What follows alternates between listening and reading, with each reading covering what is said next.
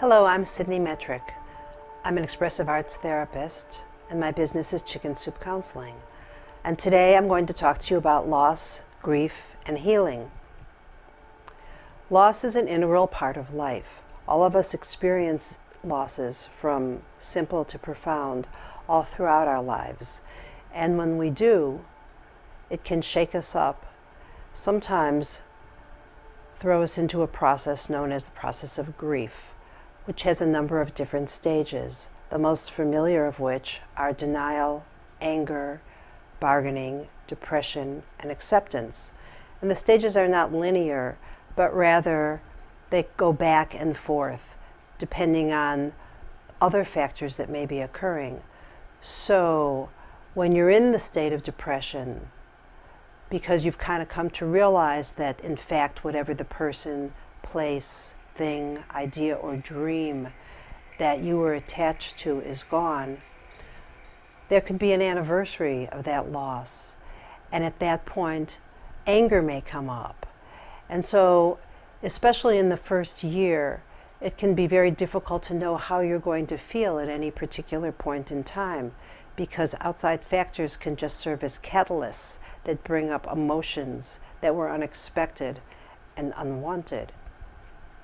At the same time, it's important to allow yourself to grieve, because that's the way that you go through the passage from letting go towards getting a sense of who you are without whatever it was that was important to you that's no longer there, and deciding what your life is going to look like without that person, place, or thing.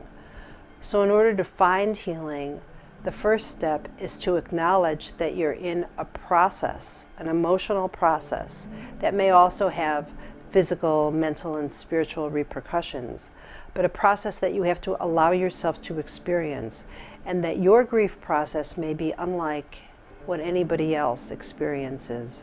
So even though it may be important to speak with other people, it's not always valuable to try to feel like what other people tell you that you should feel like. As an expressive arts therapist, there are a lot of things that I do with people to help them in the healing process. Part of what therapists in general do is talk and listen, more importantly. So having someone to really listen to you without judging you, and just be there to kind of hold your feelings with you as you experience them, can be very important. If you don't have that, having a journal where you write your feelings can be really valuable. Or making a collage with writing, photos, drawing, things that help you remember, that could be important too. When my father died, people sent me cards, condolences, sympathy cards. And at first, I lined up all the cards on a shelf in my living room. And I had some photographs of my father that I placed on the shelf along with the cards. And I lit a candle there every day, and I'd kind of sit there and be with that experience, feel like I could kind of still connect with my father and talk to him mentally through the images. Then one day, I went out in the garage and I found a small cabinet there, about half the size maybe of a medicine cabinet that you'd see in a bathroom. And it had double doors. And I decided to make a permanent altar for my father. And I put some of the phrases that I'd cut out from the cards, I cut those out and glued them on there, and I put photographs in there. My mom had given me some things that were remembrances. A shaving brush that he used to use to shave, that I'd watch him shave when I was a little girl and was always intrigued by the process, became part of this altar. Photographs of me as a child that he'd had in his wallet also went into the altar. And then I got a large picture of him and his family from when he was a little boy that I hung on the wall behind the altar.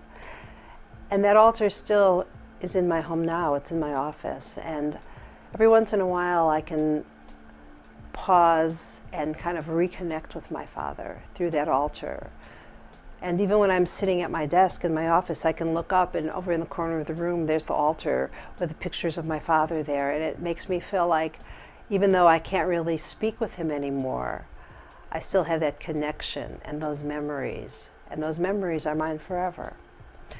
So using photographs, especially writing the stories underneath the photographs, is a really great way to experience healing. Art and ritual are really important tools in the process of healing. So lighting a candle, taking a moment to be with a memory, writing a song or a poem, or whatever it is that feels important to you. For some people, it's making the person's favorite meal on their birthday, or actually having a party as if the person were there, and just talking about them the same as you do at a memorial service is a really important way to feel reconnected with someone who's no longer in your life.